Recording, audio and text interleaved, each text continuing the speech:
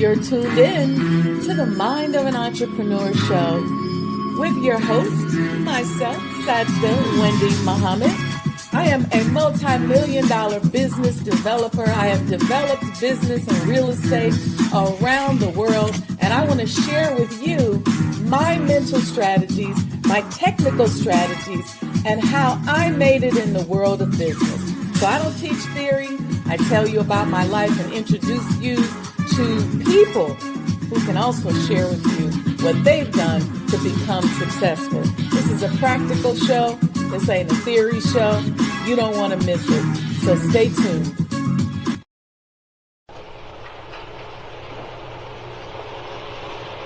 O Allah, guide me among those whom Thou hast guided aright, and preserve me among those whom Thou hast preserved, and befriend me among those whom Thou hast befriended.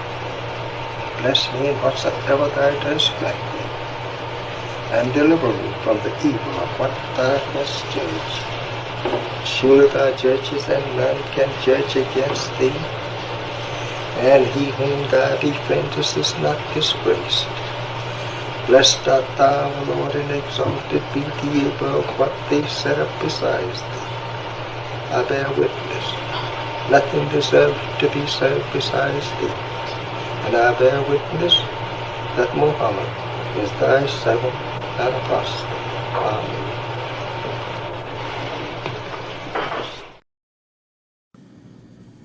The Honorable Elijah Muhammad, who in my judgment is the master historian, taught us that of all our studies, history is the most attractive, and it is best qualified to reward the researcher. History is most attractive. Why should history be most attractive? Because history is the recorded time of the human family in its struggle to overcome obstacles. There is no life that is without struggle. The Holy Quran teaches us that man, meaning man and woman, is made to face difficulties. And after difficulty comes ease. But it is history that guides us through difficulty. For if you know how people who had difficulty yesterday got through, and if your difficulty is somewhat similar, then today we also can get through if we follow the guidance of history. This is why Carter G. Woodson and many of our black giants fought for black people to know our history. Because in not knowing our history, we don't have a guide. And without a guide, we are lost. No wonder the Bible...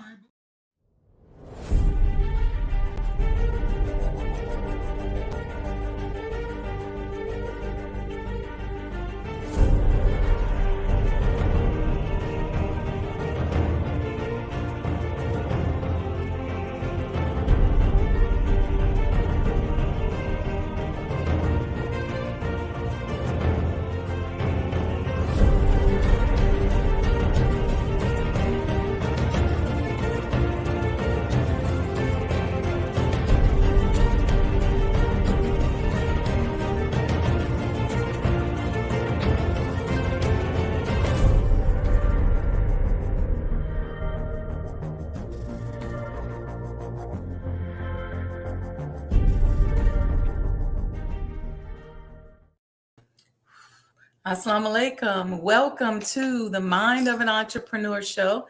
I am your host, Sajdah Wendy Muhammad, founder of the Honorable Elijah Muhammad House Museum, also known as Sajdah House. And tonight we are continuing a conversation around an article written by the Honorable Minister Louis Farrakhan in the Final Call newspaper entitled A True Friend.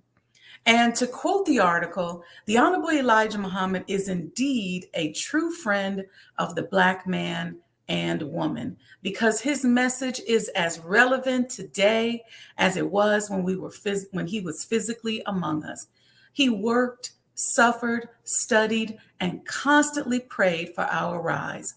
He sacrificed his own personal life to devote 44 years to the rise of our people. 2 weeks ago, myself and student Imam Sultan Rahman and Abdul Salam, along with NOI Youth Committee member Joy X, had a live discussion on the Honorable Elijah Muhammad Table Talk YouTube channel on this same subject. I was so full and wanted to discuss this some more, so I reached out to my longtime brother and friend, Brother Wali Muhammad, and he graciously agreed to join me in this discussion. Assalamu alaikum, sir. Wa alaikum salam, ma'am. It's so good to see you. That is mutual. It's great to see you, ma'am. I'm just excited and so grateful. We got a rich discussion, and I can't move forward without mentioning that we lost a giant this week. Our dear beloved Joshua Farrakhan, brother Joshua Farrakhan, son of the Honorable Minister Louis Farrakhan and Mother Khadija Farrakhan, returned to Allah this week. And Brother Joshua has played many important roles in the rebuilding of the Nation of Islam. His contributions are tremendous. And I know you soldier with Brother Joshua's. Can you tell us about how you witnessed Brother Joshua's impactful contribution to the rebuilding of the Nation of Islam? Well, my sister, first of all, I really humbly want to thank you. And I'm very humbled by your invitation to your show and your platform, and to find some way to be helpful to you in a great and noble work to restore the home of the greatest Black man who has ever walked among us. Yes. A man so important to the rise, not only to Black people, to every human being on this earth, though they know it not. Mm. I thank Allah for this opportunity to be with you. And I would like to say that, as the Honorable Minister Louis Farrakhan has taught me personally, that we never lose someone. Yes. Because they never really belong to us. Beautiful. He said they're only on loan to us from Allah. Mm. And if you are blessed to be a steward in that person's life, then that is the trust that God has given you over the sacredness of that life. Yes, Brother sir. Joshua Farrakhan Muhammad. Yes. Is such a pivotal soul in the rebuilding work of the Most Honorable Elijah Muhammad by his lead minister, the Honorable Minister Louis Farrakhan. Yes. It was Joshua Farrakhan Muhammad traveling on the road with his dad who decided to record the lectures. Mm. It was he who thought that maybe we should high-speed duplicate these tapes. Mm. It was he that stayed in the hotel room days after his father had went to the next spot to make sure that every soul that wanted a copy of that powerful, divinely guided message was able to get it. Wow. Joshua Farrakhan Muhammad is so instrumental in the work of the resurrection of the dead. Yes, yes. It was Yeshua, as I would call him, Joshua, who prevailed on his father for 2 years to get him to sit down and give the finest exegesis of the teachings of the Most Honorable Elijah Muhammad that we have, known as the time and what must be done. It was Joshua that did that.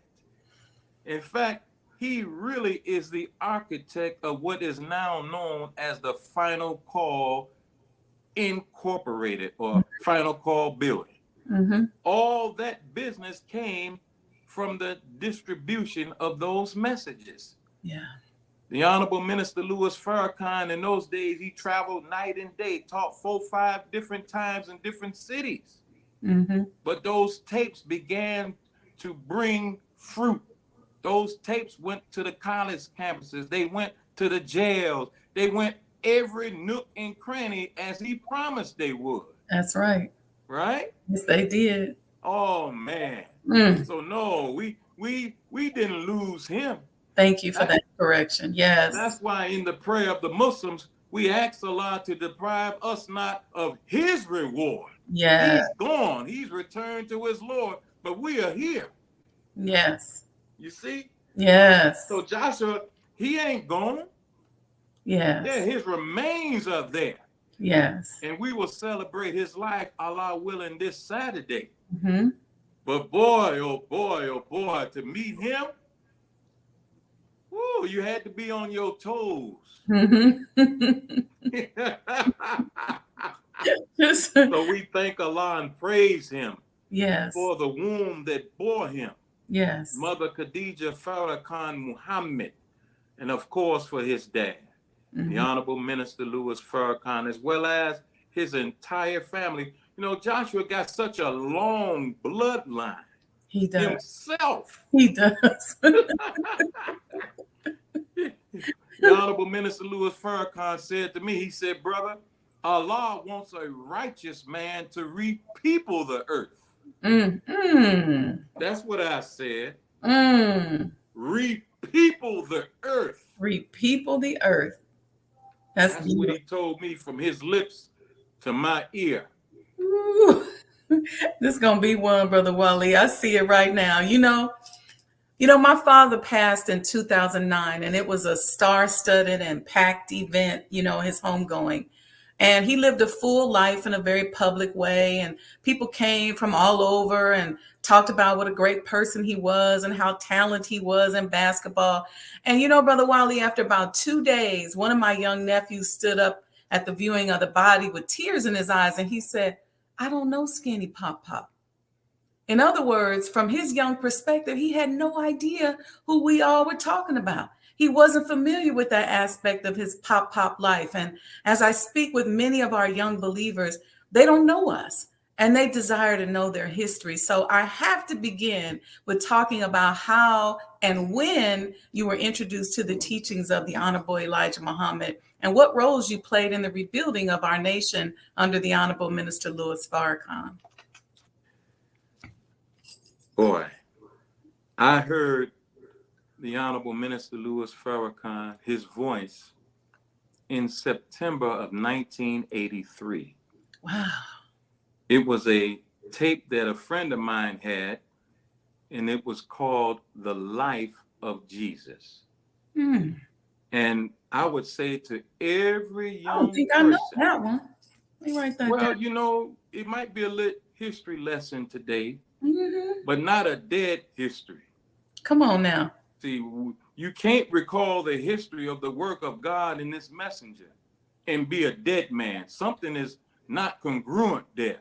That's why the Lord said history is most attractive and best qualified to reward our research. Right. See, how could you study history and still be dead? You can't. You can't. Yeah, so that sermon, The Life of Jesus, December 20th, 1981. Okay. I heard that. Okay. And then I saw a brother that I went to school with, Brother Andre 2X, okay. Andre Muhammad. And he said, hey, man, I hadn't seen him in a while. He said, I'm going to this meeting tomorrow. Do you want to come? He said, I'm going to be with Minister Farrakhan. I said, you're going to be with Minister Farrakhan? I said, Dre, I can go? I can really go? He said, yeah, I'll pick you up. Oh, my God. I felt like royalty. Little did I know that he was on the then budding escort team, and he took me to Operation Push. Okay. It was December 10th, 1983, and the sermon the Honorable Minister Louis Farrakhan delivered was called Founders Day. I know that. If you recall, my sister, there was an album with he and his friend and brother, Reverend Jesse Lewis Jackson, on the front cover of a album which he titled Our Time Has Come. I have that. Sister Chloe gave it to me. All right. Well, Founders Day is one of the messages on that album.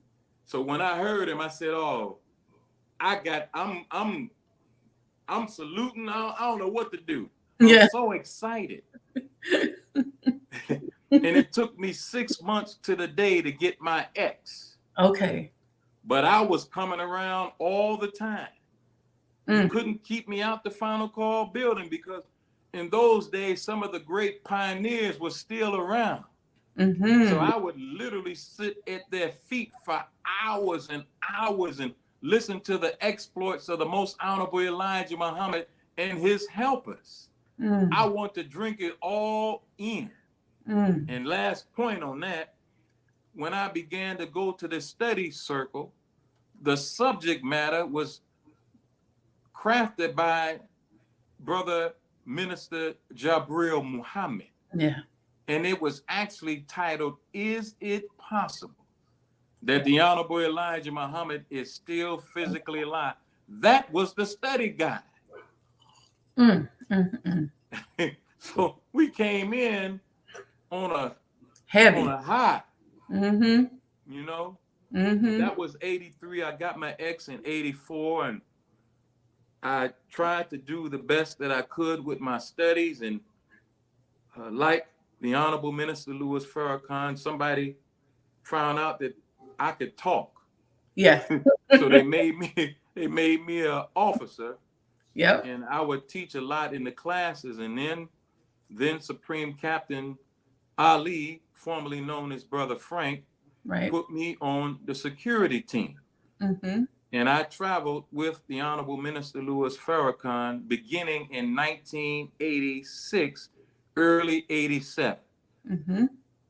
And I learned many, many things. And then after a while, sis, I have to say, I realized that I wasn't securing him because where he is the safest place on earth. Yes. Make no mistake about it. To you young men that's going to be watching and are watching, I know you want to be on security, but don't get it twisted, partner.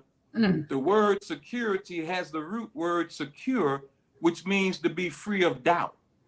You can't be on security and you carry doubt about the man that you say you following and the man that he is in fact representing. So that's how my journey began, if you will. Wow.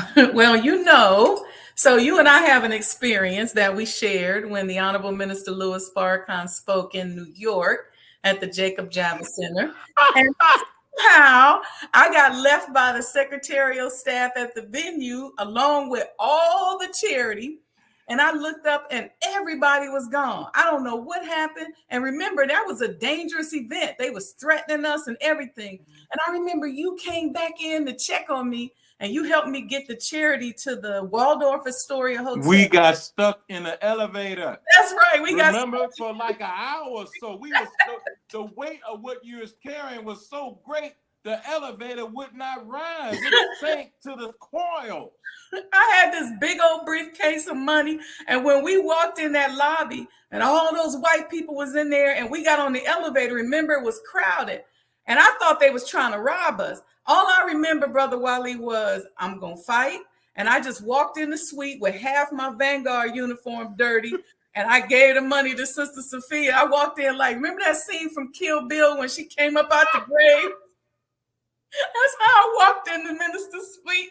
Everybody looking like, what the hell? Sis, but I ain't let that money go though. December 18th, 1993. You remember the date. Look at that. Oh, no. Let me give you some more backdrop.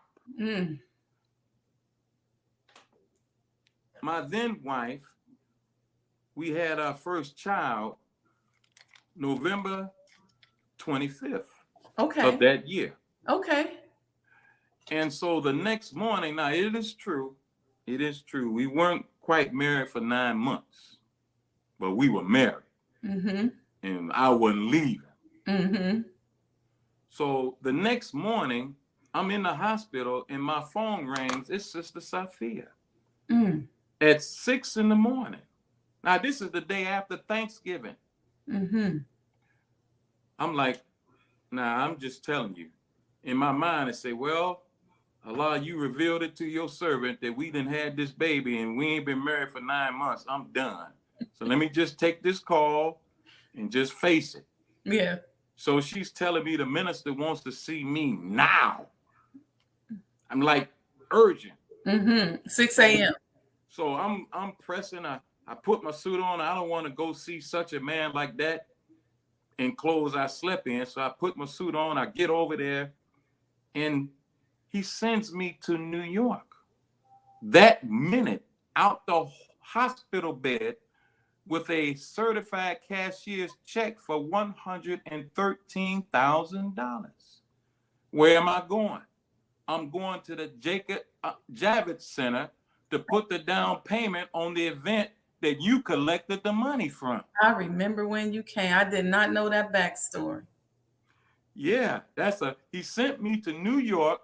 He told me, I just don't trust the enemy, Wali. Will you take this to New York for me? He said, you tell that Conrad and Dennis that if you want to stay, put you in the finest that New York got.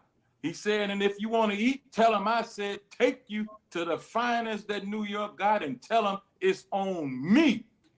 I said, yes, sir. Captain Dennis came to LaGuardia with 80 men. But wait, I got to tell you this part. I'm going to be quiet, sis. It's okay. When I get to the jetway, the jetway, they pulled it back. This is before 9/11. I'm late. So I tell the lady, and God Almighty is enough of a witness for what I'm about to say to you. I said, ma'am, I must get on that plane. I am on a mission from God. And she radioed the pilot and said, Mr. Muhammad is here. He said he's on a mission from God. He said, tell Mr. Muhammad that I will oblige him. And I walked on the plane going to New York, and all them kind of Jewish people was on the plane looking at me like, who is this, you know what, stopping the plane to get on? Ooh, they was mean that weekend. You remember how they was threatening us and stuff? I thought they was trying to do something to us. Well, when we got stuck on that elevator, we had to climb through the top. You remember? Oh yes, I remember. We were stuck with a whole lot of money. Yeah, I remember vividly, but I also remember too, well, if y'all gonna come get my sister, then you gonna get some today. You sure was that. And you know I ain't lying. This ain't no fabrication and no embellishment. No, you was like, we got it there though, and we got him his money back too. That's right. Praise That's right. to Allah. That's right. Man. So in this article, we've been talking about the Honorable Minister Louis Farrakhan wrote, he single-handedly, referring to the Honorable Elijah Muhammad, he single-handedly, with tenaciousness of will and singleness of purpose, turned the language of America from the use of the word Negro, which means something dead, lifeless, or hard, into seeing ourselves as Black people, members of the Aboriginal nation of the earth. How did this reverberate throughout the Black community, in your opinion? And what is the evolution of this impact from the 1930s to today? Well, I remember reading an article by one of his helpers who has transitioned, Brother Minister Wali Muhammad, where he cited in his article called Farrakhan the Traveler. He said that I was at the dinner table in 1957, where he heard the Most Honorable Elijah Muhammad say that I'm going to get my people to refer to them as brother and sister. 1957. A man come to rob you today. He say, hey, sis, I need that purse. He come to rob you today, bro. I need them pockets. You calling me brother and you robbing me. But the idea that we are family is predominant. We just have to now follow up with the examples of true brotherhood and sisterhood, and then our people will fulfill that which the most honorable Elijah Muhammad wants of them. Yeah. The impact of it is far-reaching. Right. Even the most boardroom, lip tucked in, tight pant brother, when you get them off in the cut, I don't mean to hurt nobody's feelings. When you get him off in the cut, you can call him brother and he won't act like he's indignant. Yeah. And I, like you, I've been in places, man, listen, I have no shame. Yeah. In fact, the Honorable Minister Louis Farrakhan said of this man, he said, everywhere you go, he said, on the radio, on the television, in meetings, everywhere you go, you lift up the teachings of our Father. He said, everywhere you go. Why? He is the most consequential man who has ever lived in the last 66 trillion years. Through him, we have the hope of being redeemed and becoming one with God. 66 trillion years. The minister wrote in the same article, Brother Wali, he said he turned our hearts towards Africa and our brothers and sisters in the isles of the Pacific, Central and South America, and the Caribbean. He, more than any religious leader, is responsible for causing us to refer to one another as brothers and sisters, as you mentioned. And from this, he tied us, this is me talking now, to 4,400,000,000 of our brothers and sisters around the planet, identified our family and our ancestry, which dates all the way back to the Creator himself. How has this impact changed the trajectory of Black people in America, in your opinion? And why is this so important? Well, that's a great question. And forgive me, I get excited, sis. I don't mean to be rude, but okay. I get to moving and bopping because, you know. Don't move and bop. It's okay. This is, what else is there to talk about?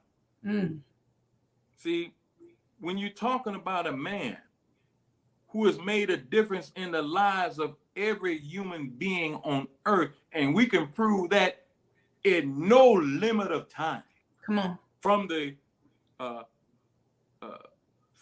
health world, now you hear them saying intermittent fasting. Now you see the fella that's over WWF talking about he took a 3-day water fast. Right. You know, what are you talking about, a 3-day water fast? You don't want to give the credit to who is due. You weren't talking about fasting and its benefits before the most honorable Elijah Muhammad. You weren't talking about UFOs. You knew a little bit about them, but you still called them UFOs. He never called them that. No. He drew it on the blackboard in the 30s. And they came and arrested him in 42. They did. Now with Africa, he gave it to us in the lessons that he gave us called Supreme Wisdom Lessons. Why does the devil call our people Africans? Right?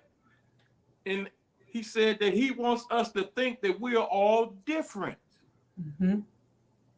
So you got brothers in the Caribbean, brothers in Central and South America, in Asia, in the Pacific, who are beginning to understand that we're the same people, but we might have fell under a different colonial power. Yes.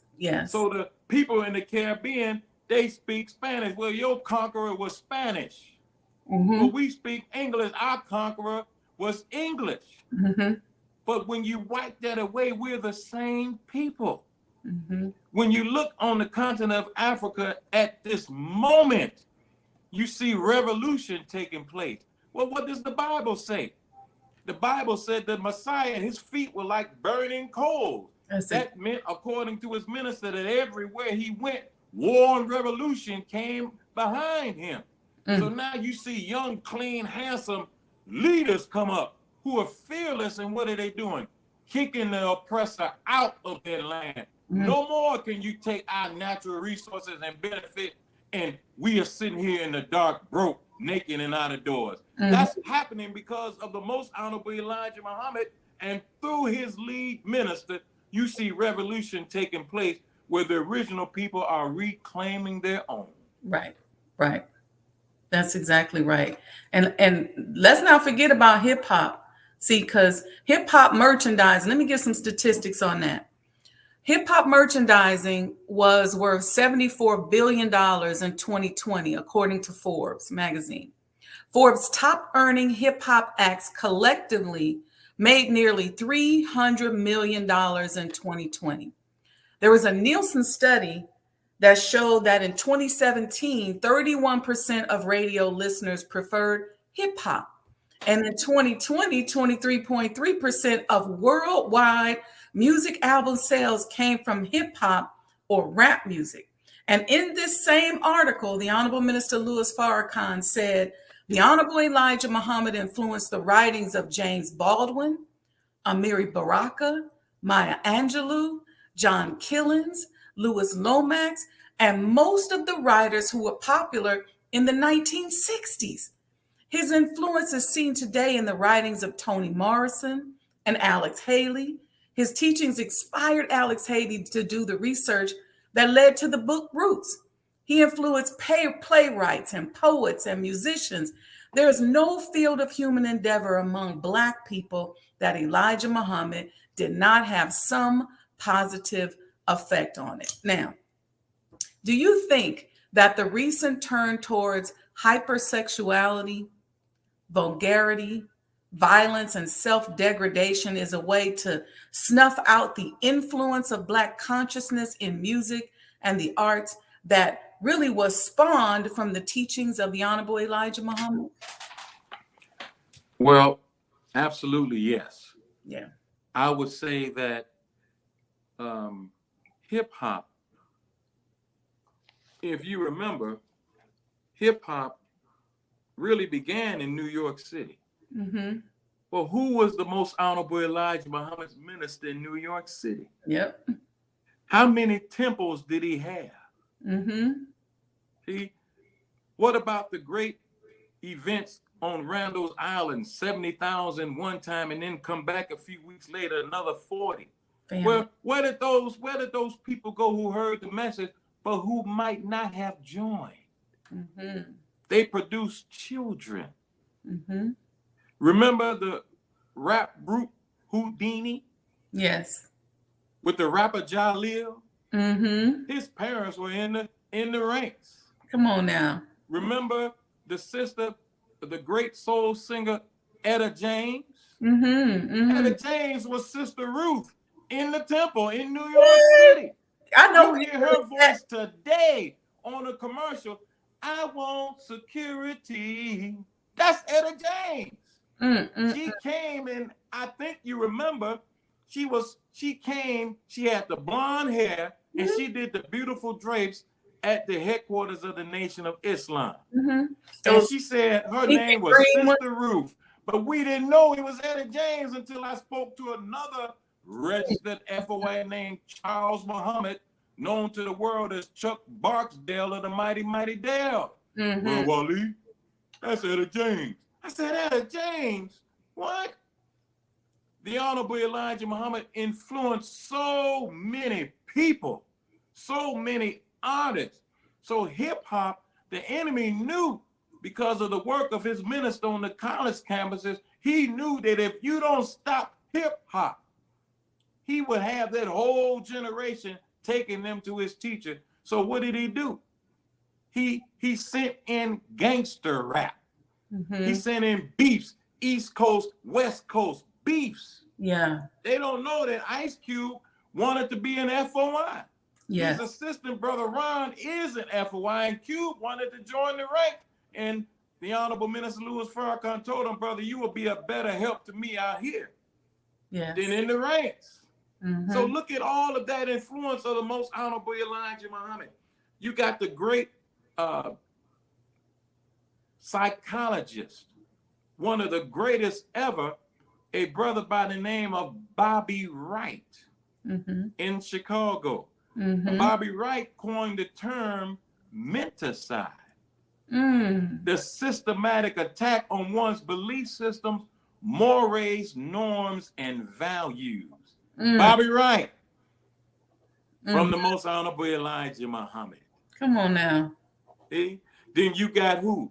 You got ICL Ben Israel, registered FOI. You got Tom Joyner, Tom 48X, Joe Tex. Joe Tex. He reached and touched every strata of Black thought. And his ministers who delivered his message rocked the nation. Marvin Gaye was this close to becoming Marvin X. Didn't Joe Tex become a minister? Yes, ma'am. He most certainly did. He most certainly did. And of course, you got Muhammad Ali and Minister Malcolm. So that New York movement is the womb that produced hip hop. It's undeniable. Look at the early days. You remember when Public Enemy and Chuck D performed on the stage at Mars Marianne? Yes, I do. You remember? On the stage. Fight the power. Fight the power on the stage. I remember. At the Holy House. I remember. Remember that 8-day celebration when he recaptured the Mars? He had people like Roy Ayers, Queen Latifah, Big Daddy Kane, Dougie Fresh. All of these people came who are of the hip hop generation, minus, of course, Brother Roy Ayers. But where did they come from? Who were they listening to? What guidance were they getting? You got Public Enemy. You know they got the great Khalid Abdul Muhammad on Night of the Living Bassheads. That's right. Then you got Minister Ava Muhammad on another one of their top songs. That's the Most Honorable Elijah Muhammad. You can't get away from him. X-Clan, all of them. Oh my God. The African Bombarders and all of them, where did they come from? Right. Because they didn't come to the Mars? Oh no, they were influenced. Right. The sun shines on everyone, whether they acknowledge it or not. The sun still shines. You can't escape the light of the sun. If you want to live, you're going to be touched by the light of the sun. So it is with the Most Honorable Elijah Muhammad and his teachings. You alive, you are touched by the sun. That's right. In fact, because the sun has fire, it has fire in us from the sun. Well, that's what his teaching is. You can't get away from him. You might not agree with him. My dad listened to who he called the old man. Okay, that's right. And then when I came with my ex and my bow tie, he said, boy, I used to listen to the old man, but I never joined. I said, oh, yes, you did. That's right. You joined right here. See, Elijah Muhammad got you, man. He got you. He went through you and got your seed. That's a bad man. And that's what he's doing right now today. That's right. Right now to this very day. And now, Brother Wali, what we're working through is, again, the minister wrote, there is now a conscious effort to write the Honorable Elijah Muhammad out of history. The minister says, however, I am sure that by the help of God, anyone who plans to write him out of history has already assigned to themselves that chastisement. It is sad that so many former followers of the Honorable Elijah Muhammad have helped knowingly and unknowingly to write this man out of history. Many of us would hear a statement like that and think that it doesn't apply to us. How are we as Black people unknowingly aiding our enemies in their attempt to erase the Honorable Elijah Muhammad from history? Well, I would say, my sister, that as the Honorable Minister Louis Farrakhan, his lead minister, has taught, we say, I bear witness that there is no God but Allah, Muhammad is his messenger. Well, then he taught us what? He taught us what those words mean. Right. And because we're functional illiterates, unfortunately, we use language, the depth of understanding we don't possess, because the truth is we're still very lazy. Yeah. So I bear witness. He said the letter I is the ninth letter of the alphabet, represents independence and completion. Yes. Yes. He said bear means to carry in one's mind. Witness means to give evidence, testimony, or proof. So actually, when we say that, somebody is examining what we do as well as what we say. And because the enemy is so smart, the scriptures teach that he will lie in wait for you in thy straight path. Meaning, even if you think you're obeying God, he's waiting for you. See, the book of guidance for the Muslims says that the deviators are fuel for the fire. Right. It's deviation that allows us to help the enemy. Yes. See, it's deviation that gives him a stick to hit the messenger of God with. But see, if we just practice obedience, his ministers say what? Sacrifice. The higher, or obedience, pardon me, obedience, the highest form of sacrifice. See, obey means you give up everything. And we just can't do it. It's just, we kick and scratch, but our deviation helps the enemy of God and his servant against him in our own development. So the greatest protection and the greatest testimony is to obey. Obey those in authority. He said, well, how do you do that? We Muslims, we got lead in our foot. Any resemblance of anybody on the screen is not a coincidence. We likes to drive fast. But the Honorable Minister Louis Farrakhan said, you have to practice to learn how to obey God. He says, so you practice by obeying little laws. Right. Stop at the stop sign. That's right. Drive the speed limit. See, those little exercises are helping us to practice to learn to obey the bigger law. Because the enemy's law, his understanding of it is based on the Holy Quran. It's called Sharif. Well, his top lawman is a sheriff. So this is his understanding of divine law. So you're not going to get to God, the big lawgiver, and you don't practice little laws. Right. So our deviation, again, is fuel to keep the enemy in his fervent attack against the most honorable Elijah Muhammad. In fact, our deviation is helping him write the script of writing him out of history. I would say that. That's exactly right, Brother Wali. And now 58 months ago, I acquired the Messenger's former home where our nation was built. We've been pushing and working against all of the elements to get the home finished.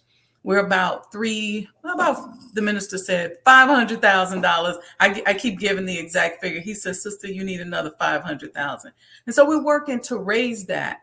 And one of the biggest challenges, Brother Wali, is getting our people to place value on our history, both inside the nation and outside of our nation. And so that's why I've now just taken up the mantle of being a preservationist of Black history, of Chicago Black history, of history that is important to our very underserved community. And so I always like to ask people like yourself, what came across your mind when you heard about the acquisition of the home and when you found out that it was your little sister whose life you had saved so many times? Well, I was very happy, and I knew that you must have knew that Allah was with you, because it's a gigantic undertaking. Mm-hmm. I, in my attempt to follow his minister, I witnessed many things of manifest opposition. Mm-hmm. I heard him put it like this. He said, if you want to know about a man, don't look at his friends, look at his enemies. See? So what you undertook mathematically on paper, it looks like a little thing, because it's really not a lot of money. Yeah. It's not a lot of money. No. So what is the problem? The problem is that the people who have benefited from the Honorable Elijah Muhammad and his work are ungrateful. Ooh. And that ingratitude is rooted in their ignorance on how that one man has impacted every aspect of their life, but they don't know it. Yeah. So the job of those who claim to believe is to help make the people know. You got this in the Bible. Yes, it is. Jesus was talking. You kind of kick me if I get out there. I'm going to get out there. Jesus asked the question to his disciples. He said, well, who do the people say I am? And they say, well, you this, that, and the third. And then Jesus looked at him. And he realized then that it was not the problem of the people. The problem was the disciples who claimed to be with him. Ooh. Ooh. Are you listening? Yes. So then he asked another question. Once he realized it was him, he said, well, who do you say I am? And then everybody else had to shut up, and only Peter spoke. Thou art the Christ, Son of the living God. And then Jesus said, and flesh and blood has not revealed this unto you. But nobody else was talking no more. And you got this same picture in the Holy Quran, the book of guidance for the Muslims. It says, and when Jesus perceived disbelief, perceived don't mean he was guessing. Perceived don't mean he was figuring it out. Perceived meant he knew by intuition, innately. He perceived disbelief. Then he asked the disciples, he said, who will be my helper in the cause of Allah? Right. But look at the answer that they gave, sis. They said, we are Allah's helpers, and bear thou witness that we are of the submitting ones. Well, wait a minute. They bypassed him. If Sister Sajdah is rebuilding the house, and you say, Brother Wali, will you help me? And I say, I'm going to help Allah. Whoa, partner, hold up. Allah working through me. I asked you the question. How you going to skip me and go to God when I'm the door by which you enter? Isn't Jesus called the door? Yeah. The book of guidance for Muslims say, what man enters a house except not through the door, except he be a thief? So the problem that you're having is really the weak testimony of those who've been impacted, whether in the mosque, out the mosque. It makes no difference. Right. All of us owe a debt of gratitude to this man. Look at what he was giving us in 65. Look at what the Muslims want. Yeah. You're talking about police brutality and mob beatings in 1965? What? That's right. What? We have to do a better job. We do. Of lifting up the value of what he gave us. Yes. We have to help his minister to do this. Yes. So yeah, it's a hard job, but you know, Allah lays not on any soul a burden or a duty beyond this scope. You just didn't know you could do it. Yes. You didn't know. No. You say, "Oh man, what's this? I done got into. I'm out there now. I can't back out. I'm trapped." But your help is here. Your Yes. help is present. You'll see. The Honorable Minister Louis Farrakhan told me to not worry about, it was the first thing he said to me, one of the first things, and Sister Letha's in the chat, she was there, and he said, don't worry about where your help is going to come from. And it freed up so much because it allowed me to just flow. And, you know, he recently told me just focus on yourself. And so I've been really focusing on just cleaning up myself as a conduit. And, you know, I now live in this metaphysical world, Brother Wali, where it's, you know, I'm used to it now. It's always something happens. Sometimes at night I'll say, Allah, y'all gonna let me sleep tonight? But sometimes you may see me online, I look a little sleepy, but they're always coming. I just, you know, I flow with it. I'm no longer married to that schedule of saying, okay, it's 10 o'clock, I gotta go to sleep. If they got something that they want to put on my mind, or if they wake me up 1 o'clock in the morning, if Allah says, get up, pray, and meditate on this. And so then I just allow myself, and allow is not the right word, but I have to say that from an egoic standpoint, I have to use the word allow, because the ego always wants to push back and be special. Well, the Bible said if Jesus knocks on the door, you got to open.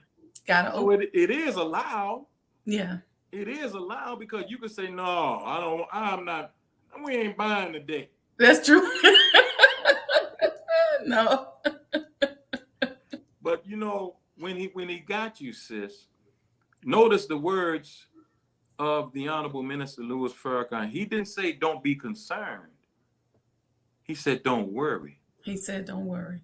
And again, we are functional illiterates, not you, absolutely not you, but we have gotten so lazy because the words of a divine man we don't pay good attention to. Mm-hmm. A man who is the representative of the greatest man who has ever lived. Yes. Well, I know the teachings, brother. What are you talking about? Ain't nobody that's in the circle of 24 come for where the most honorable Elijah Muhammad is. No. Now, if you want to go there with me, please come on.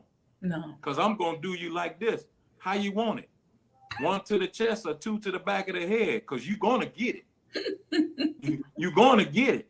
Mm-hmm. Because this man here took a process that was designed to last for hundreds of years.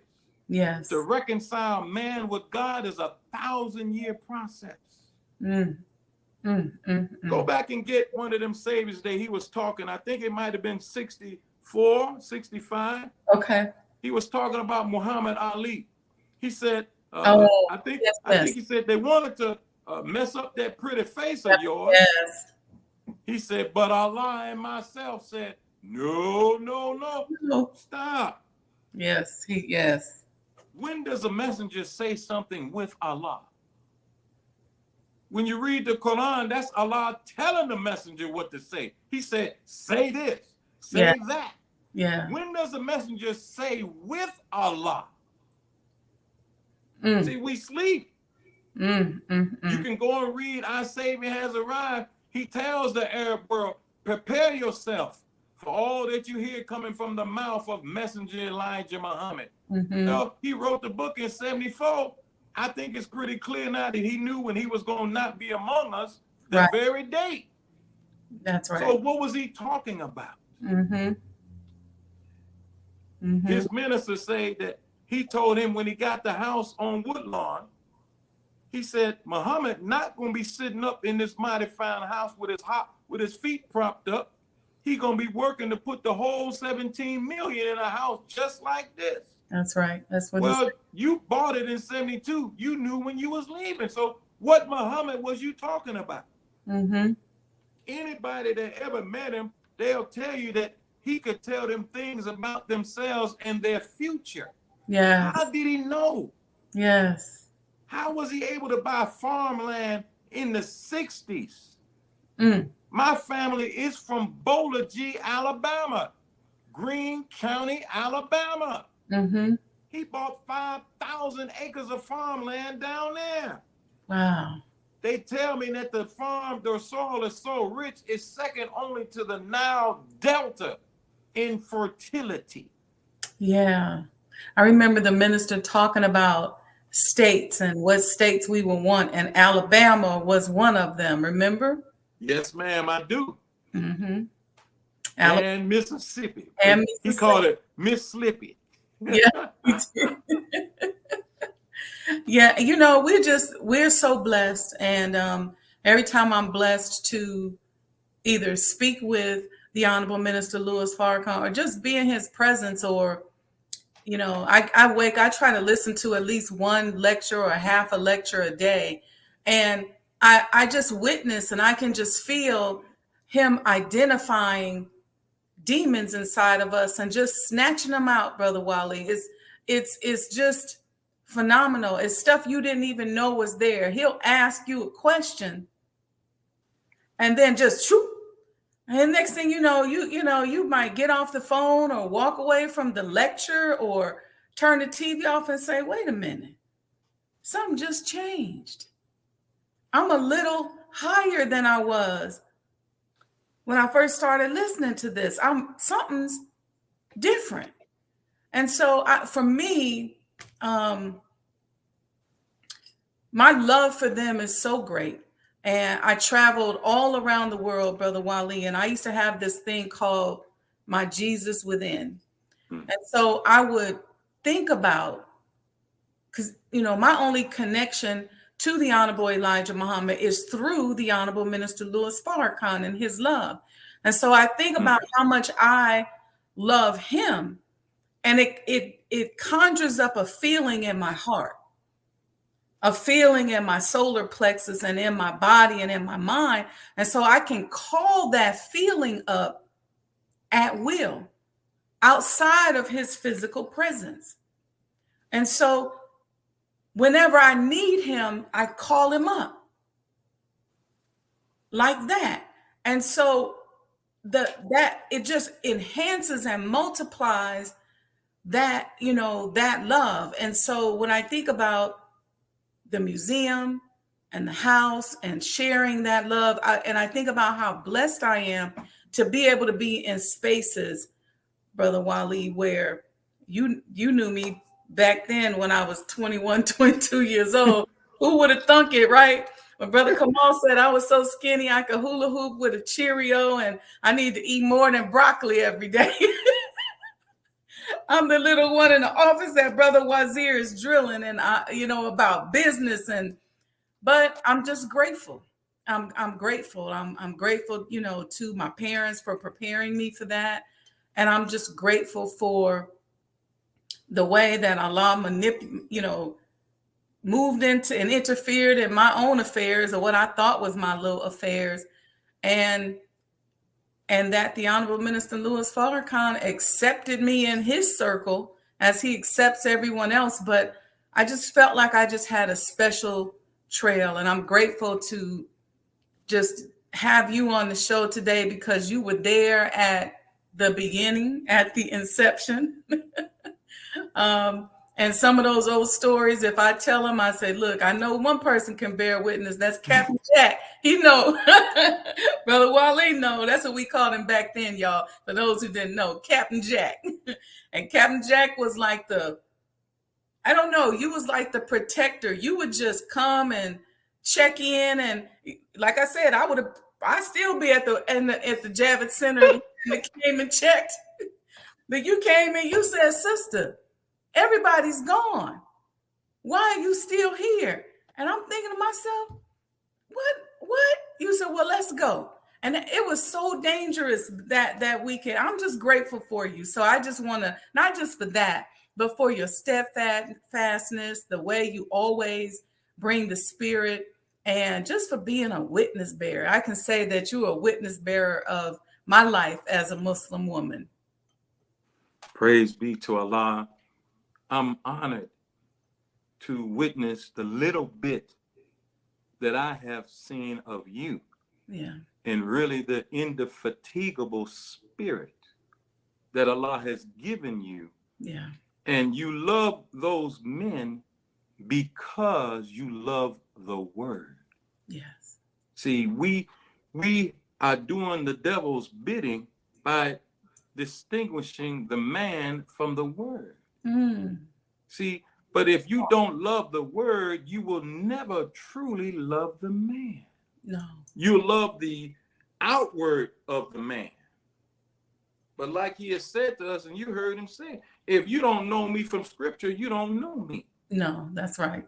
See, so this is why people run out of gas.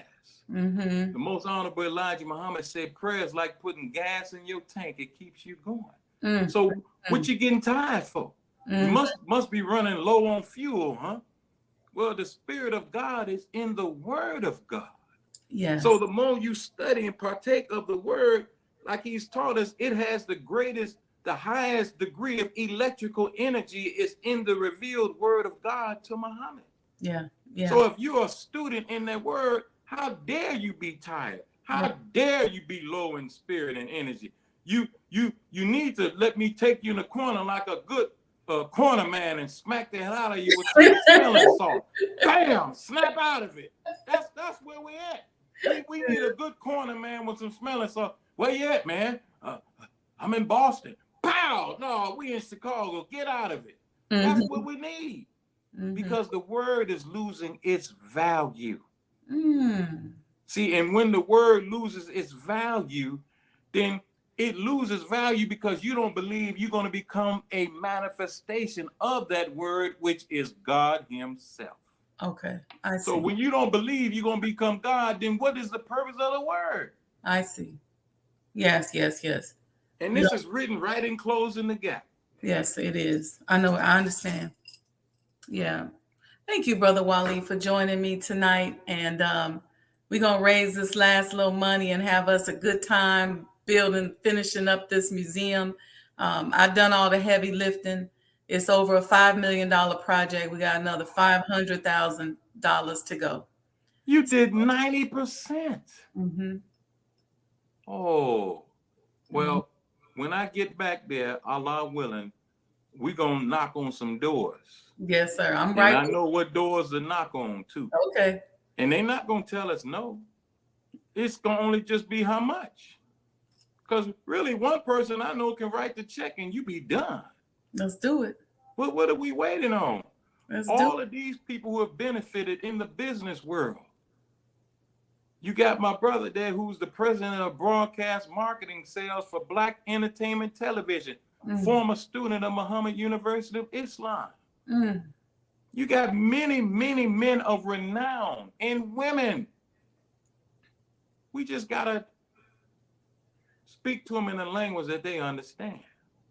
Well, Brother Wali, right now, my goal is to help make the minister's word bond. Because he said to me, he said, you're going to finish it this year. You're going to get the money. I want to make his word bond. And I don't want to depend on him to make his word bond. I want to help make his word bond. And let's get the rest of it by December 31st. Let's get going. I want to be able to make that phone call and say to him, Brother Minister, your word is bond.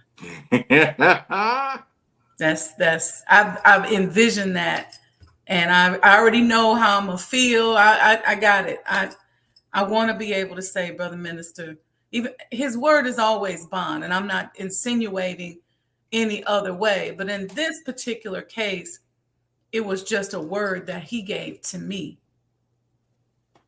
that I don't want to be lazy on.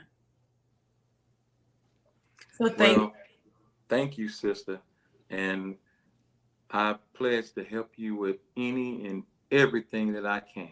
Thank you, Let's sir. go on. Let's go on and close. Yes, Let's sir. just go and close. Yes, It's not sir. a lot of money. No, it's not. It's really not a lot of money. And sometimes we make the mistake in looking at our pocket.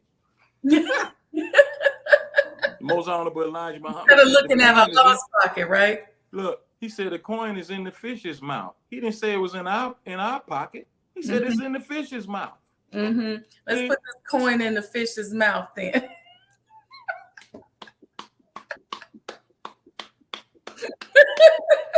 Yes, ma'am.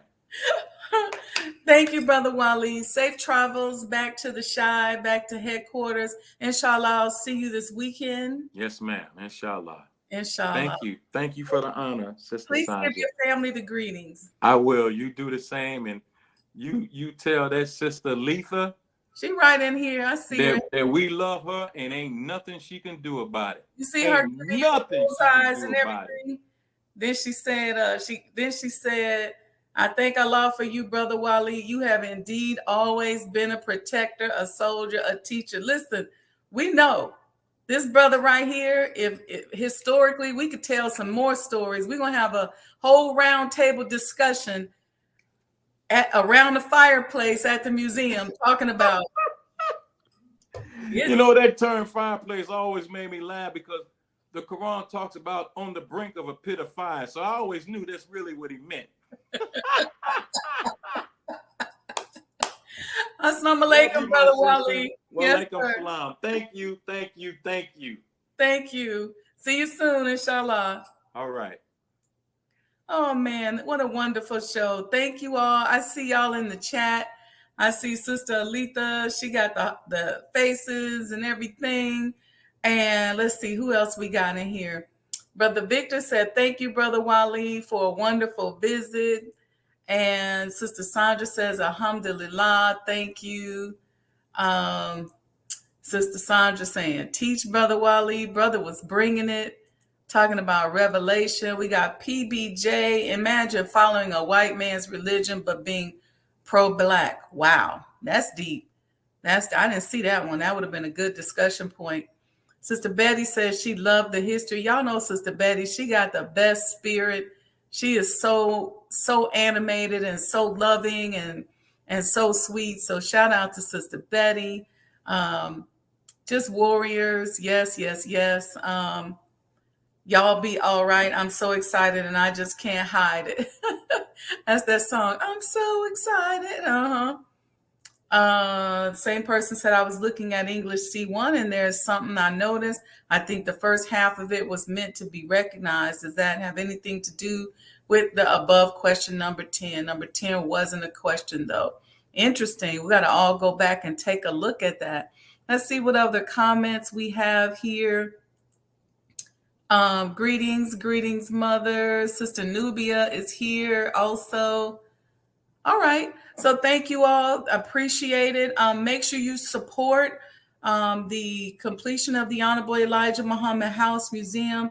Look at Brother Torian here. He said, excellent interview, wonderful show. Sister Dawn is here for a beautiful discussion. Sister Dawn is one of our experienced reps.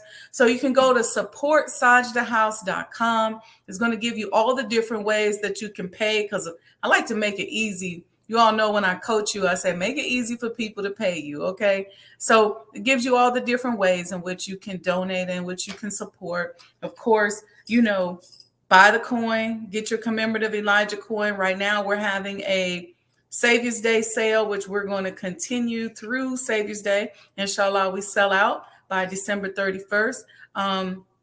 But you just got to use the discount code SD24 at sajdahhouse.com. And there's other ways. I put the Cash App in there. There's Zelle. There's sponsorship opportunities available if you want. But take a moment right now, tonight, this evening, and support the completion of the Honorable Elijah Muhammad House. Again, thank you for joining us. May Allah bless each and every one of you all. As you all saw, Brother Wali mentioned, and we mentioned early, that the Janazah services for our beloved brother Joshua Farrakhan are Saturday at 10 a.m. at Mas Mariam. You've probably seen that posted. I think the final call, Brother Russell had it posted on Instagram if you need to go and see it.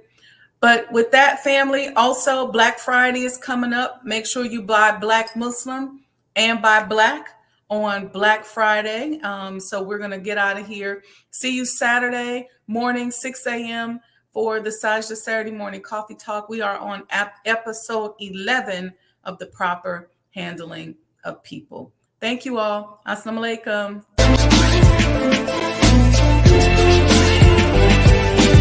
You belong to yourself. You're an independent people, created from the nation of free people. Yes, sir. You don't need to go nowhere but to yourself. Yes, sir. There will be a great separation. Yes, sir. So I said, it is on now. The college is meant to prepare you for your future. That the time dictates that if we don't do something for ourselves as a people, we will be destroyed. And the aim of the enemy right now is to take us out. We have God with us. We have Him as our guide. Yes, sir. We don't have to stand around here and ask the question, what must be done? Yes, sir. Get up and let's go and do something. Yes, sir. We cannot sit down. We cannot lay down. Yes, sir. We must get up. Yes, sir. And go to work. Do you know what real joy is in life? Visioning something and bringing it into reality. That's real joy. Do you know what the next step in joy is? Behold how good and how pleasant it is for brethren to dwell in unity.